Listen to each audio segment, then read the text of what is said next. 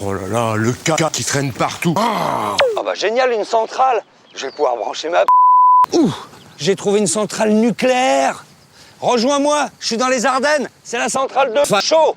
Allez Marcel, à la centrale. Ça va être chaud.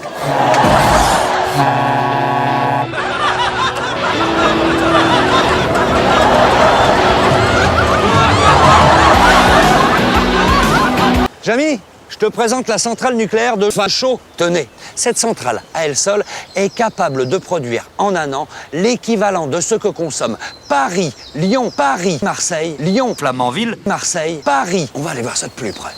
Alors celle-ci, elle compte 2 réacteurs nucléaires qui sont protégés sous ces bâtiments. Et les grandes tours que vous voyez derrière, eh bien, ce sont les tours aéro. Alors il faut savoir que l'électricité produite dans une centrale ne se stocke pas. Elle est directement envoyée sur le réseau par ces lignes haute tension. 400 000 volts. Tension. Toutes les centrales thermiques fonctionnent sur le même principe. Ce sont en fait de gigantesques cocottes minutes.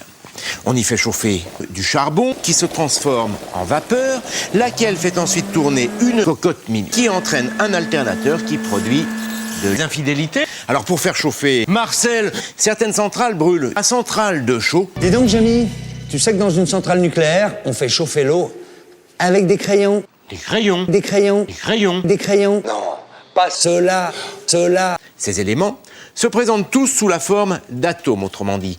Un noyau constitué de petites particules, les protons en rouge et les neutrons en rouge. Je suis toujours dans le bâtiment réacteur où se situent également 4 cocottes minutes. Ce sont des grandes cuves de 20 mètres de haut qui permettent de fabriquer de la vapeur.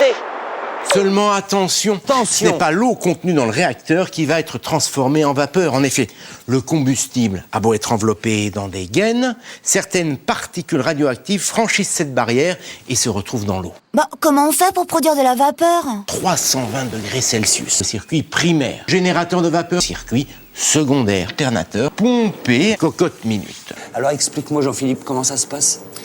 D'accord, alors on va aller voir ça de plus près. Les grappes, c'est ce qu'on appelle aussi les barres de contrôle. Pourquoi faut-il injecter de l'eau dans le circuit primaire alors que le réacteur est arrêté ? Eh bien parce que... Des mesures ont été prises pour améliorer la sûreté des centrales nucléaires dans le monde. Et des exercices de crise sont régulièrement simulés sur les installations nucléaires où l'on s'entraîne à réagir face à de telles catastrophes. Tu seras où dans 10 000 ans ? Bah, à mon avis, je serai pas là, hein. Non, parce que nos déchets, ils seront encore là. Et surtout, ils seront toujours radioactifs. Tu vois ? Ah ouais, je vois. Bah pour qu'il y ait moins de déchets, on va commencer par économiser les cocottes minutes. Marcel, baisse la lumière. Oh